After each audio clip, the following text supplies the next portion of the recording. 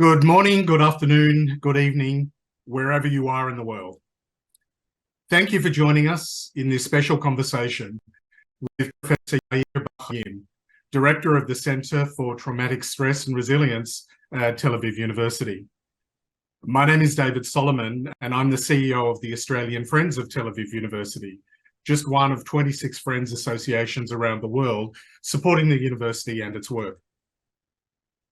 Since the terrible news from Israel emerged just 18 days ago, people around the world have been overwhelmed with the sheer scale and evil of the killing attacks on innocent civilians, from infants to the elderly, Israeli and non-Israeli, selected in an indiscriminate manner to be tortured, slaughtered, terrorized, and captured as hostages. The attacks by Hamas have caused untold pain to so many, and their terror has reverberated around the globe, uniting Jews and non-Jews alike in grief and solidarity. Although in Australia we are 14,000 kilometres distant, we are not immune to the deep emotions stirred by these tragic events. Our hearts are heavy with sorrow and concern for our brothers and sisters in Israel. And this is further fuelled by unbalanced media coverage and the eruption of anti-Semitic vitriol that has always seemed to bubble just under the surface. It's time like these that we realise how much we are a part of Israel and it is a part of us. Israelis across the country are burying their loved ones, learning about more and more atrocities perpetrated on helpless civilians, fearing desperately for the more than 220 hostages, and living under the near constant barrage of rocket attacks. Frontline soldiers are already being traumatised, and our students are experiencing anxiety, panic attacks, and depression in numbers not previously seen. The enormous emotional burden on soldiers and civilians is a burden that gets heavier every day, and the ground incursion response has not even begun as yet.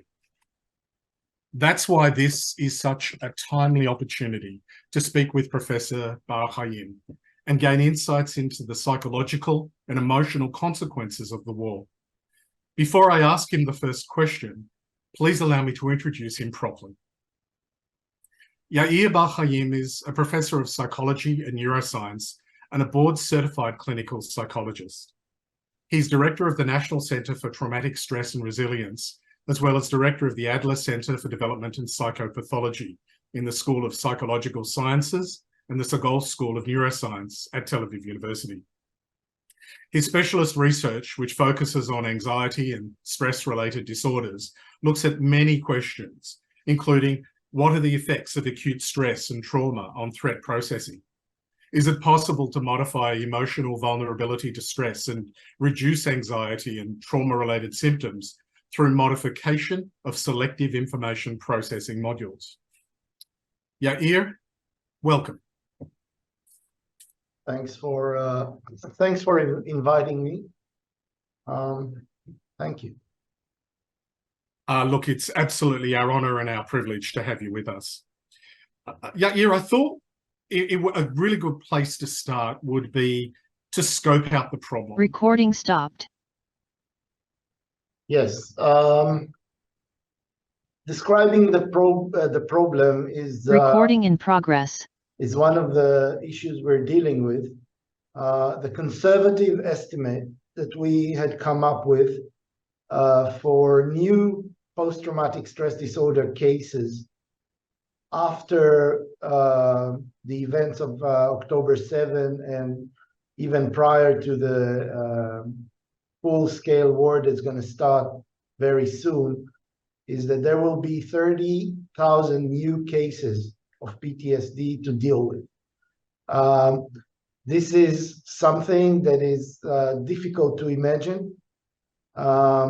Maybe I will explain shortly what PTSD entails, what it looks like, but it basically means that we're gonna get such a large number of patients, and I'm not talking about those who are reacting with acute stress response at the moment and they're being treated by volunteers and by general health. Most of these people will recuperate to some extent and will not have chronic PTSD illness. but about 30,000 will not recuperate and will develop the full-blown disorder. And to be honest, there's not enough treatment options and possibilities to treat such a large number. PTSD entails 4 types of symptoms. One of them is reliving and re-experiencing the trauma as if it is happening now. It's a very frightening flashback, dissociative state. This is the hardest symptom to treat, and it can remain for many years in afflicted people, and we will have so many of them. The other set of symptoms relates to hyperarousal and tension. People are highly aroused, tense, jump from every little sound in the environment. And this is the other type of symptoms that we get. Then there are symptoms of avoidance of anything that can remind the patient of the trauma. But the problem with avoidance is that it very quickly becomes something that leads to staying at home, staying in the room, not getting out of bed, and it's a very severe symptom. And finally, the set of beliefs about the world is usually positive, hopeful to a certain extent. A whole set of symptoms of PTSD is depression or depressive view of the world. Many times people don't think they will live very long or have suicidal ideations about themselves, and very bad prospect. And this is something that is hard to amend. So treatment deals with all these symptoms with an attempt to heal. But now you have to understand that in Israel, before this event happened, before the war started, both the public and the private systems for psychological and psychiatric treatment were completely unable to absorb what was coming in regular days.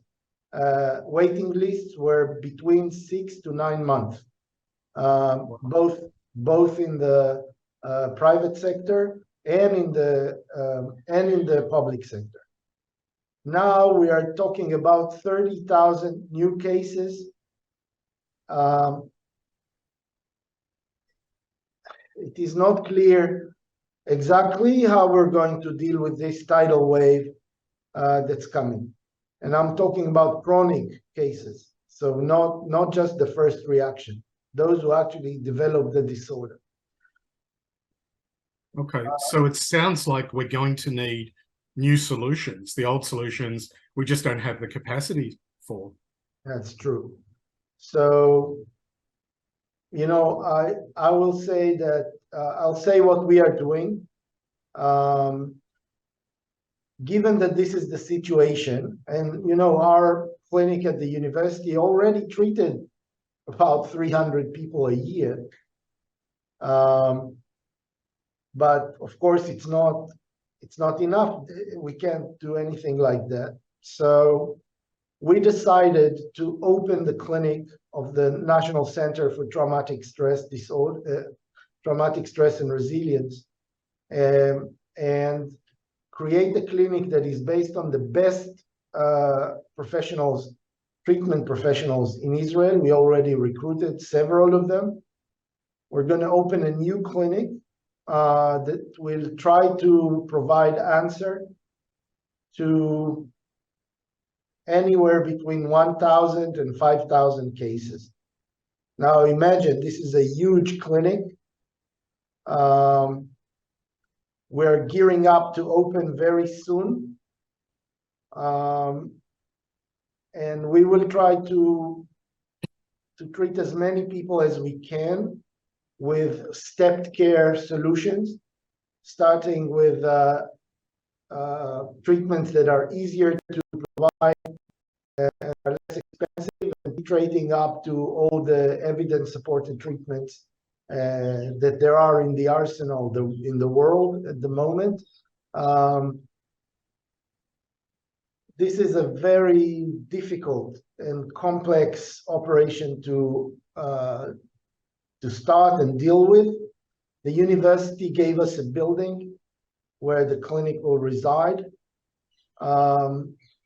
You were in the process of building another building for the clinic, yes. weren't you? Yes, so the building for the Center for Traumatic Stress and the National Center for Traumatic Stress and Resilience is being built, but it's only the foundations and the construction only got to the second floor now. So we can't go in there.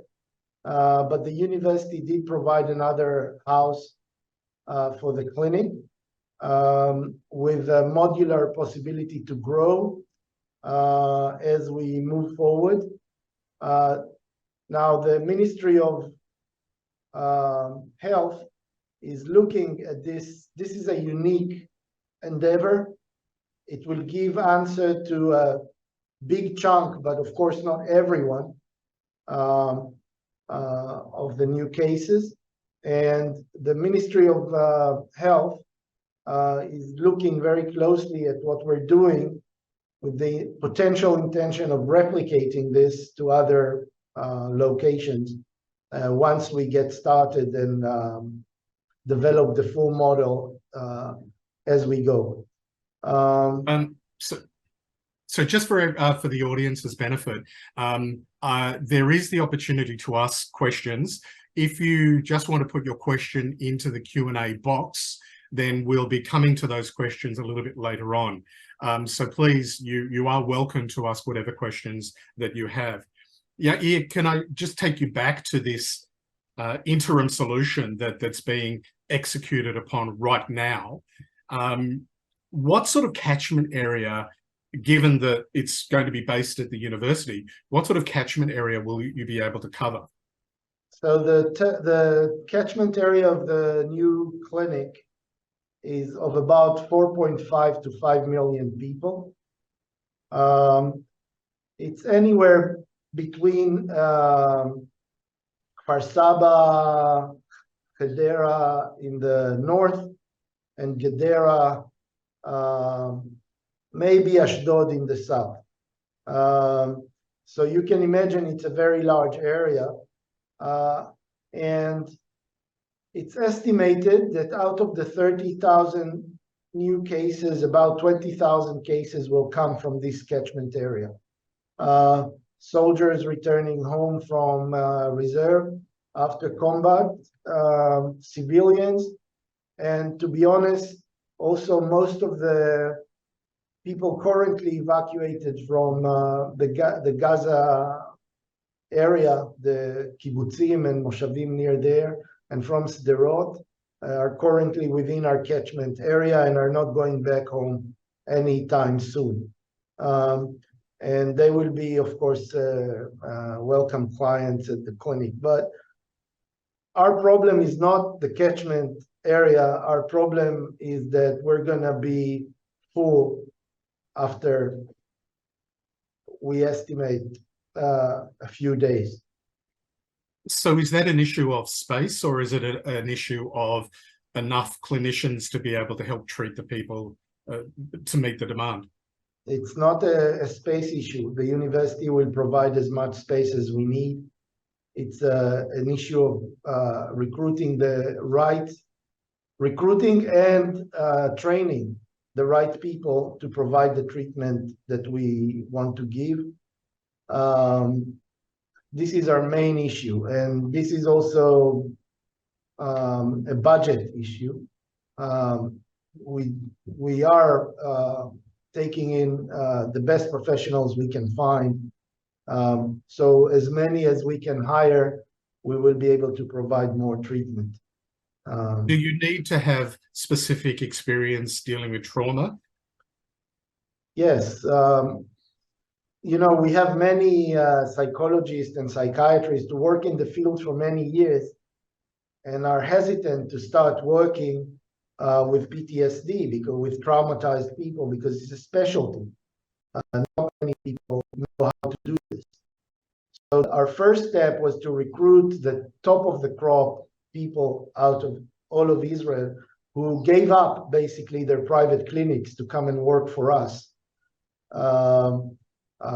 with big chunks like 20 hours a week, just giving up their private clinics and coming to work for us, because they understand that this is probably our only chance to respond, and it's limited.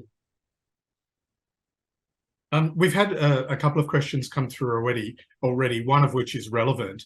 There's a request if you could elaborate on the clinical methods employed and points of difference to past treatments. It sounds like that's somebody who knows a little bit about it, but if I could ask you to not make it too technical, Yair. Well, yeah, I'll be brief about it, but I'll explain. There are several evidence-supported treatments for PTSD, and we're going to use all the possible treatments within the clinic. Because we need to treat a lot of people, our first line will be group trauma-focused psychotherapy. These groups are usually of 10 people, 10 to 12 people in a group, and a very experienced psychotherapist that go through the processes of delineating the trauma, creating cohesion around it, and helping the patients to put the trauma they experienced in the context and the prospect of their life forward. This is one type of treatment. The other type of treatment that is going to be used extensively in the clinic is cognitive behavioral therapy that is trauma-focused. There are several protocols that have been shown to be effective, and we're going to use two of them, CPT and PE are the lead protocols, but these are protocols that run through the cognitive ramifications of PTSD, but also include active exposure components to try and localize the intrusive memories of the trauma into a more reasonable way, and to use emotion regulation techniques to control the emotions that are associated with it, and to deal with the avoidance element through practice, active practice of trying to not avoid. These are the main psychosocial types of treatments. The first line treatment is an attention bias modification program. It's a computerized technique that works for about 50% of the patients, and can be given by individuals who are not trained to the full capacity of a clinical psychologist or a psychiatrist, but can be provided with a lower level of training to a larger number of people. This will be the first line of our treatment in the clinic. But again, it will be a stepped care approach, and we will try to figure out what's best for every patient that comes in terms of the treatment options. And now, at the very final stage of treatments, there are several treatments that have been developed here and also around the globe that are still in experimental state, or we would say there's some supportive evidence, but they're not completely released yet. So if you take the medical model, for instance, of cancer treatment, of course, you first go with all the protocols that have been shown to be effective. And then If nothing works, you go to the experimental level. So we will have that as well within the center and the clinic. So it will be an eclectic clinic with a clear regard to evidence-supported treatments and high dissemination. Can any of that treatment be provided remotely, or do people need to come in to the clinic? We are still working on this aspect. There are treatments that can be delivered remotely. There are cognitive behavioral treatments that can be provided over Zoom or over a video conferencing. We're looking into that. Some of the computerized treatments can be partially delivered remotely under supervision, and we're looking into that. And we will use a hybrid model, but most of the patients will have to visit the clinic at least for the intake session. And we intend to use this arrival at the clinic to also try to provide initial treatment in the form of psychoeducation about the symptoms and the treatment possibilities. So, yeah. Okay. You mentioned a tidal wave before of people arriving. And in past conversations we've had, you said that that's probably 2 to 3 months after the trauma. So do you have the luxury of a little bit of time to prepare for this potential tidal wave? Yes. Usually, well, the professional world waits for 3 months before diagnosing PTSD. And the reason for that is that for some people, most of the people, to be clear, they will somehow reduce in symptoms and will not become chronically ill. So a rough estimate is that in 2 months, or 2 to 3 months, the chronic cases will remain. These are about 30,000 people, and that's, to be honest, it's a conservative calculation. And if another front in the north will open, the numbers, yeah. So it does take time. We are preparing, we're gearing up. So we're hiring the people, we're starting training, we're cleaning up the offices, and we have to paint them and prepare them to receive the patients. And so once we finish here, I have a tour of the building that is going to start. We're going to see how we're going to get localized there. We have daily sessions of preparation. To open a large national clinic like this has a lot of logistics. We're gearing up, and we're going to open our doors no matter what on January 1st. And we, yeah, that's so that national clinic has got both an internal focus for the university and what is a fairly large population within the university, with 30,000 students and 10,000 staff and 1,200 faculty. So it's a little city by itself, but you're opening it right up to the whole of the Israeli population, which is amazing. Right. But you're also working in conjunction with the Student Success Center to help provide support for the AFTAU University family, aren't you? Well, of course, we support them professionally, but they're exactly the example of overflow. They have an operation that's working for years. It's very professional, and now they're trying to provide even more treatment, and they have their needs for that. They're working very hard, and we're supporting their effort. but we're not even considering this population, not even looking inside into the student population. You know, we have 5,000 of our students, I think, who have been called up, and faculty.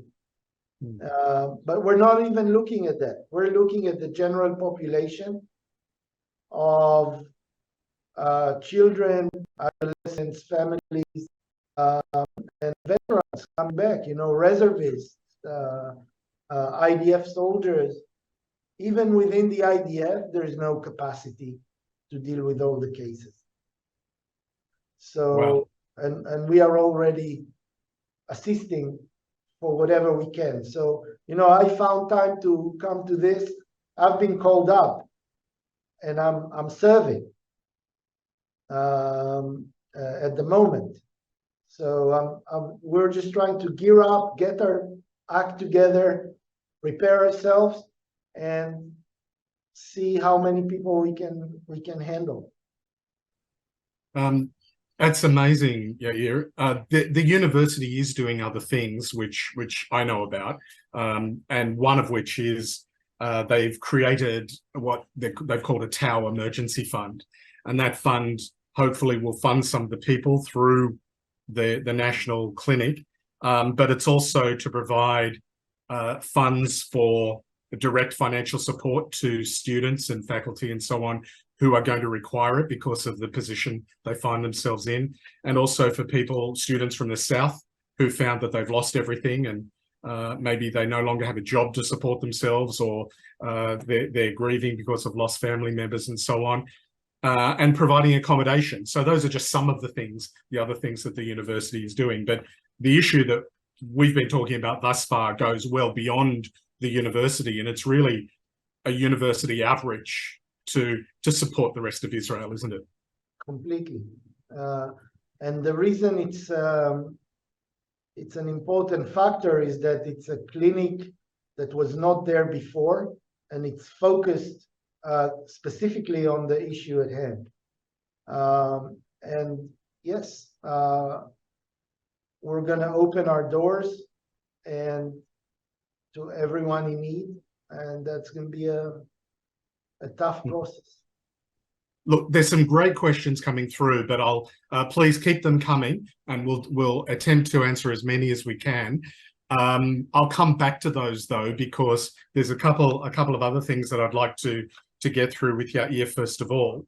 One of which is to have a look at the overall cost, because there's the direct cost, obviously, of running the facility, and I'd ask you to talk to that. But what about the indirect cost as well? Could I ask you to make a few comments on both of those? Yes. So just to say, you know, I've been asked to sit on a couple of committees, government committees, to estimate the costs of this war from a mental health perspective, and the numbers. Well, you don't really want to know the numbers. It's in the billions, of dollars. You know, we have to face it that Israel is going to be a poorer country in the next 10, 20 years. And this is just from my perspective. You know, I don't know about industry, export, agriculture. These are, but in mental health, the costs are going to be in the billions. And the main problem is that many people will not be able to work and support their families because of PTSD and stress-related disorders. So it's a big issue. Now, in terms of treating people in the clinic, which is something I know more about the costs, also, provision of a full treatment cycle for one patient, for instance, is estimated about $1,800, $1,800 to $2,000. And yeah, and that's the deal. So if we just do some very simple mathematics, and I'm just pulling out my calculator because I can't do it in my head. And if we look at, say, let's say $1,800 times 5,000, that's $9 million. Yeah. So, and that's only 5,000 out of the, which is just a tiny proportion of what you've estimated will be the real need. And that's just for the provision of services. That doesn't take into account the opportunity cost of those people not being productive. Yeah. Yes. And wow. then, yeah, and you know, I'm only talking about the center of the circle. Imagine these are just the people who actually have the disorder. Imagine what happens to their children, to their families. So, yeah. Do you think that the trauma coming from this could be generational, as we've seen the trauma from the Holocaust as being generational, literally passed down from generation to generation?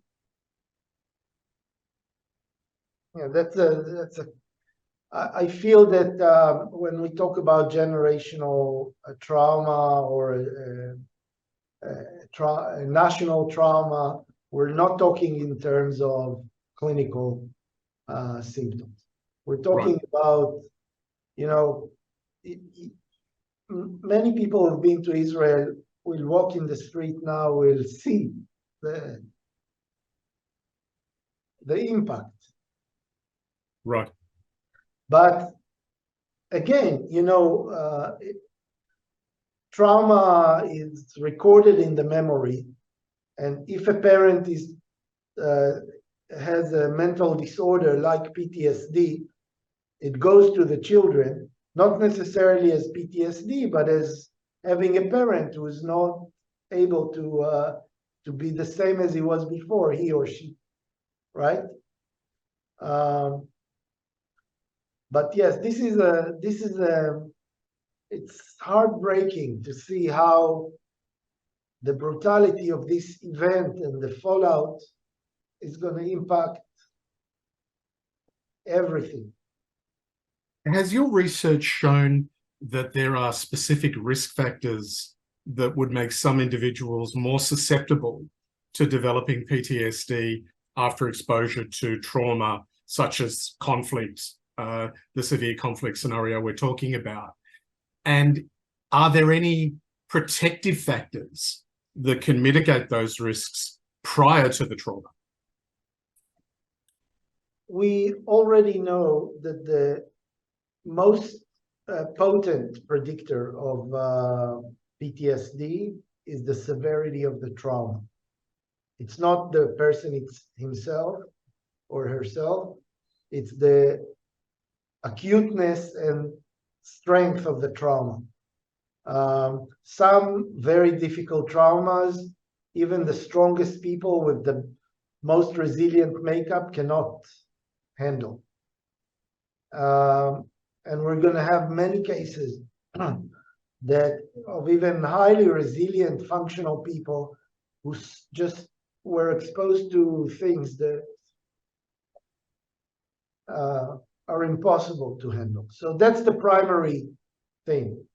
But then there are mitigating factors. Social support is a major mitigating factor. And also there are things we don't have anything to do with. For instance, prior trauma is a big risk factor for PTSD.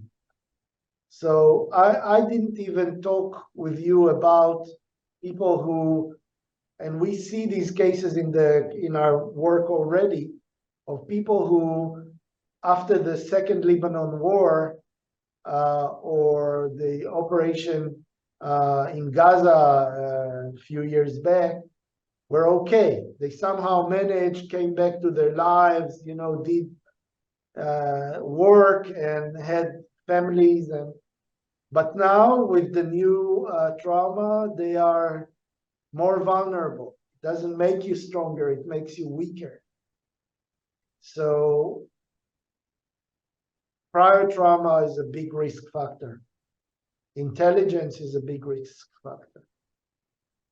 So there's no way that you can essentially inoculate yourself against a response to the trauma. No.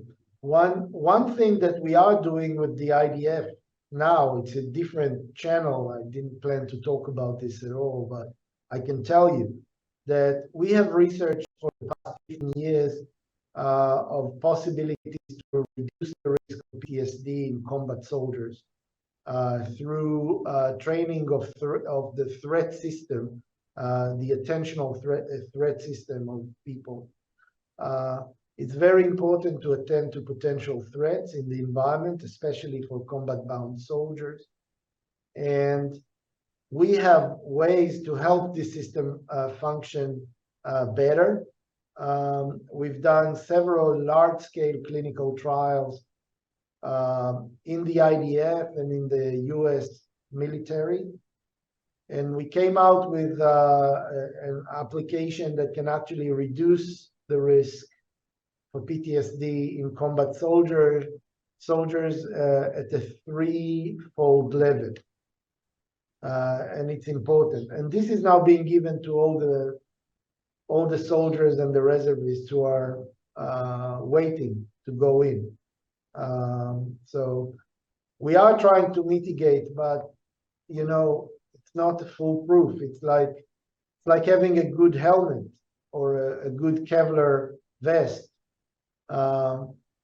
It reduces the risk of being harmed, but still you can be harmed. So somewhat related to that then is the whole issue of people in the diaspora. And we have a couple of questions that have asked about what can people, for example, there are some people who've got family in Israel and they are feeling quite traumatized. And so it's a multi-part question, I suppose. One is, what sort of long-term trauma do you foresee for people outside of Israel, especially those who've got close connections to Israel, family, friends, work relationships and the like? But secondly, the scenario actually in the diaspora where we're feeling, I talked about it in my introductory comments, where people are feeling the pain, not living the pain. Clearly we can't possibly understand really what you're going through. We can only imagine in as visceral a way as possible. But there is no doubt still some degree of trauma for people outside of Israel. I think that the Jewish community and Israel, I think, is a place for Jewish people that they feel connected to, and part of their safety, you know, theoretical safety comes from this place. And certainly people who have relatives and know Israel and visited feel the pain and feel, you know, part of what is happening. This is in general. And I want to have a brief comment on this because I'm connected to many people around the globe, and they write to me. They you know, they say some kind words, they offer their support, they, you know, they connect. And I never thought it would matter to me so much, but it does. It helps, and the feeling is important. Now, I want to say something also to people, even though they live abroad or they live somewhere else, they have to be also careful. If you look at your communities, if you see anti-Semitism, or if you see ramification of this war linking to where you live, some vigilance is in order. You know, anxiety and preparing yourself is important. Looking at the news, I don't think it's a very good idea for anyone at the moment, not continuously at least.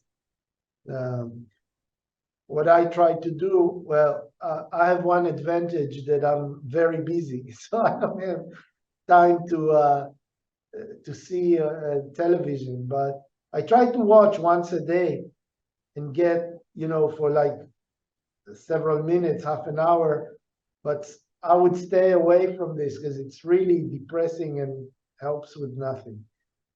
But I don't know how to translate "shutfut goal."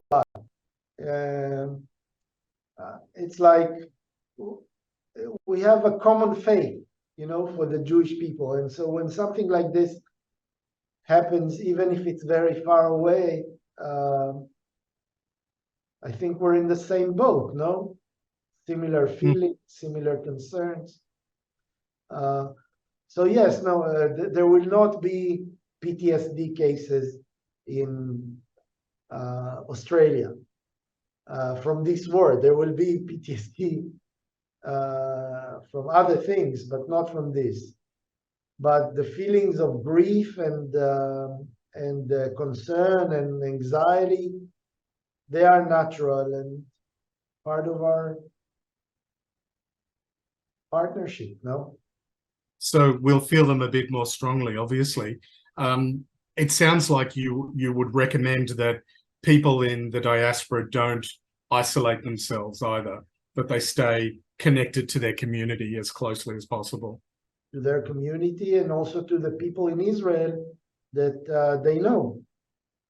Because, I got thousands of emails from people whom I crossed roads with, even very briefly. And I'm probably the only Israeli they know. So they email, they say something, and surprisingly to me, this really helps. It's important.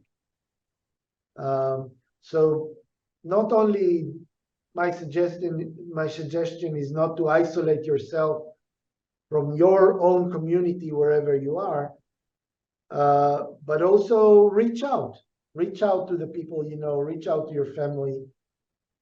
Most people that I get emails from, they're worried that they bother me with their email or I don't have time for them, but it's not true. Fantastic, thank you. There were one of the questions that is in the Q&A is firstly is a thank you for taking the time to talk to us today, but the question is, how are you and your team coping? So can we pay a little bit of focus on you guys just for a moment or two? Yeah, it's not easy. Both treating and listening to the horrific stories that we listen to from survivors and from soldiers who fought the first days of the war is just difficult. But we're trying to stick together. Most of us have family and close friends who are in active duty, have been called up. I have 3 boys called up. Wow. That's hard. That's So very hard. And you're serving too. Yes, but the idea is, okay, it's hard and we're worried and we try to connect with our kids and with our friends, but we're also there for each other, and this is just on the friendly, friendship kind of camaraderie manner. But in the clinic, we're going to divert professional attention to having a good holding for the treatment group within our plan. So it's not something we are neglecting.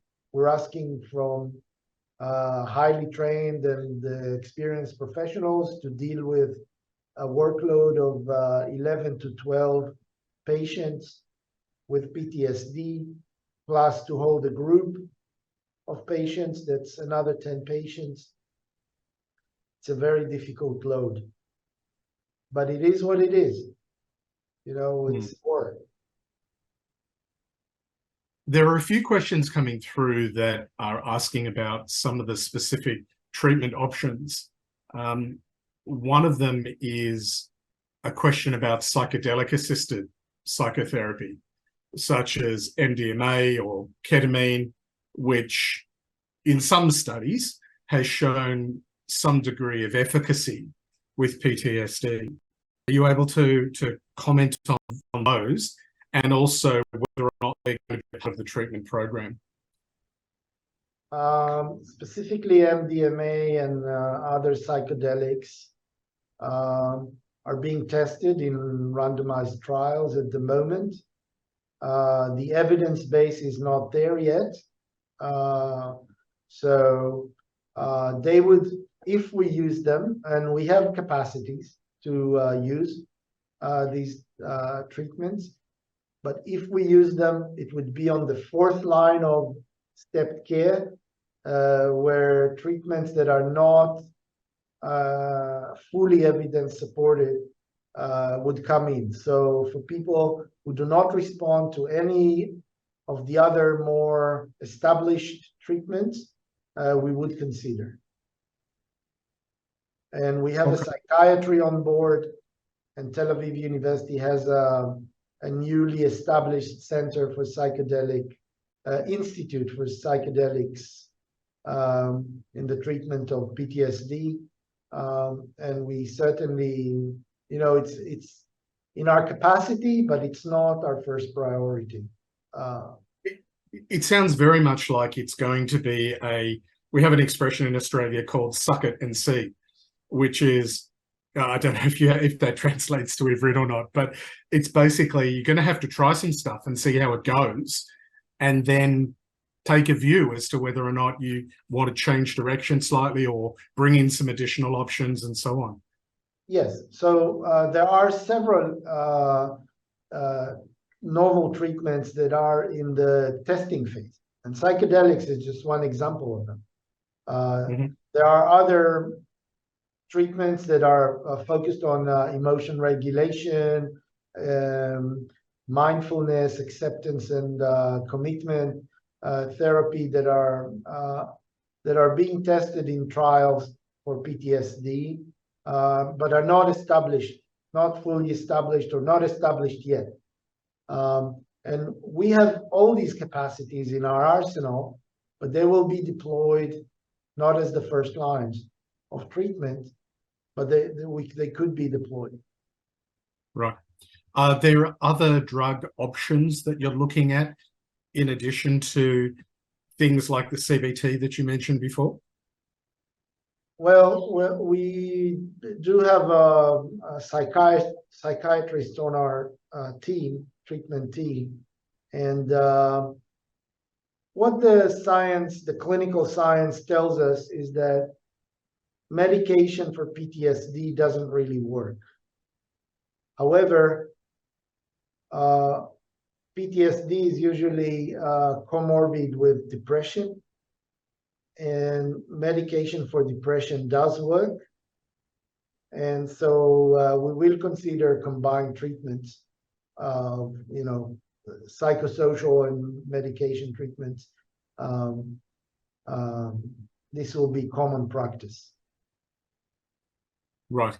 And is EMDR an option? And I admit that I have no idea what EMDR stands for. Yes, so EMDR is evidence-supported treatment for PTSD. We have it in our arsenal, and of course we will consider it when we see fit for some of our patients. Right. We've actually got an offer from somebody in the chat. They're a healthcare provider in Australia who works with trauma and neuro reprogramming, and they've asked, is there a way that they can volunteer their services via telehealth? Is that an option? I mean, clearly I can put everybody in contact with each other, but is that something that would be useful for the work that you're going to do? We are looking into the possibility of harnessing assistance from around the globe through, and we have several offers for that from several institutions. It's not our first line of plan at the moment, but we are looking into it. So I would welcome very much the contact. And I would say we have similar offers from Mount Sinai in New York, Columbia University's clinic, and several other institutions. Yes, we will look into it, but it will take us a little bit of time. We first have to settle the clinic to work, and then we will certainly look into enhancing our capacity. And it could be useful. For instance, some of our patients will be English speakers. And maybe some treatment from abroad could be useful. Of course, it will have to be streamlined with the goals and system of the clinic, because we want to have something that is systemized rather than, shooting everywhere and see if we hit, right? Right. There's another related question, which is there anything we can do from here to help? There's one obvious thing that we can do, of course, and that's to help fund your work. Apart from that. So it looks like I can think of three things that you can do to help us.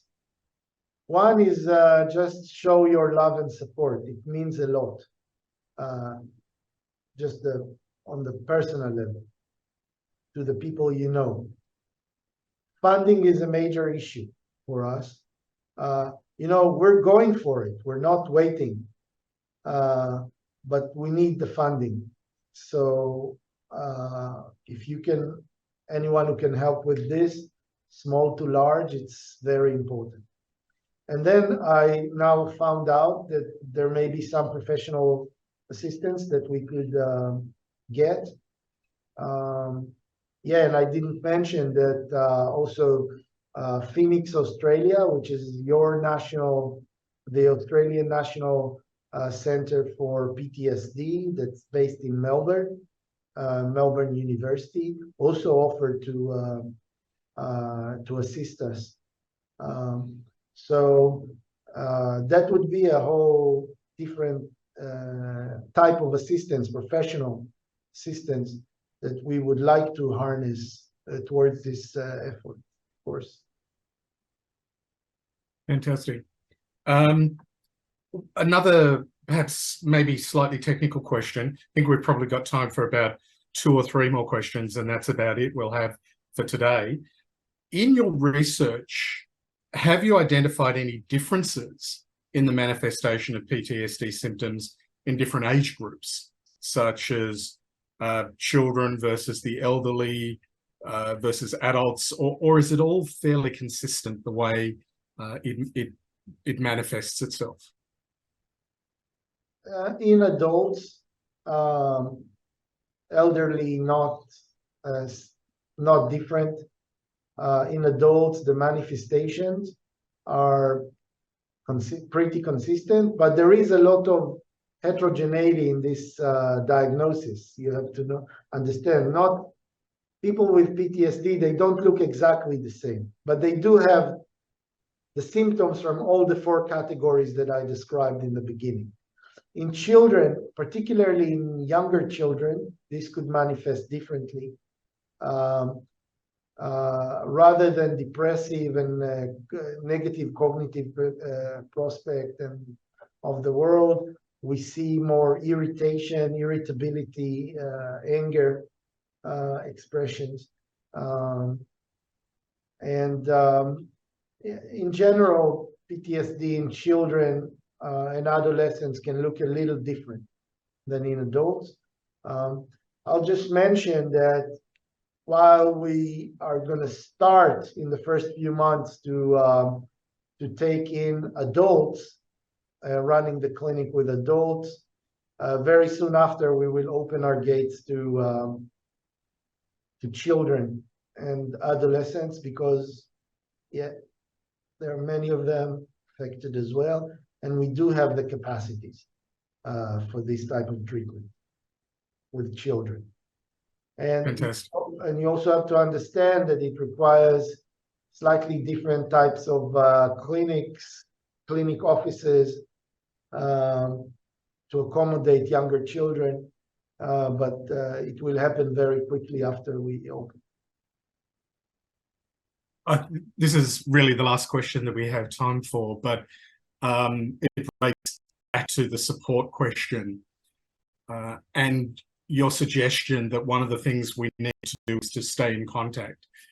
The question is, what words and what questions should we be asking? How should we be talking to loved ones in Israel? What's the sensitivity around that? I think that people, well, I can't speak for everyone. I can just say for myself. When people send a few words asking how we do, how are we doing, how are the family is doing, expressing their sympathy and concern. And, you know, most people ask me, what can anything that I can do? So no, there's not much you can do at the moment. I mean, actually, you could do supporting us, but, you know, it's not something that you need to do, but it's the contact, it's a concern. It's people whom, you know, I haven't seen for 10 years writing to me and wanting to know how am I doing, thinking of my family. I think it means a lot. Thank you, Yair. For those questions that we haven't had time to get to, please come back to me if you've got other questions that you want that we can investigate for you. Please contact me either directly or through the office, and we'll be delighted to see what we can do to assist. Yair, we can't thank you enough for the time that you've given so generously to be with us today. We, I believe, are honoured to have been able to learn from your experience, as well as to be inspired by the action that's being undertaken to help Klal Yisrael. As you've heard, an estimated 5,000 Tel Aviv University students, faculty and staff have been called for reserve duty, and the number continues to grow.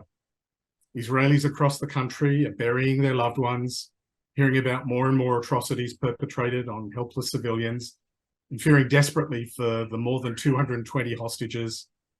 Students on campus are experiencing anxiety, panic attacks, and depression in numbers we've not previously seen. So to support the full Israeli war effort, and of course our extended Tau family, I mentioned before that the university has established an emergency fund to provide much needed services to cope with the ongoing trauma.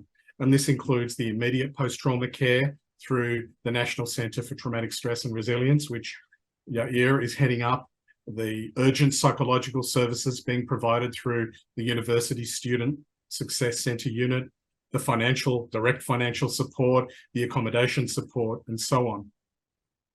Should you wish to support this, please visit the website or contact the office of your local Friends Association. In Australia, our website is www.aftau, so it's AFTAU.asn.au, and donations over $2 are tax deductible in Australia. Globally, 100% of any donation will go directly to fund these critical services and much more. We will, of course, keep you appraised of forthcoming webinars. Thank you again, Yair, and thank you all on the webinar for taking the time to be with us here today. Goodbye.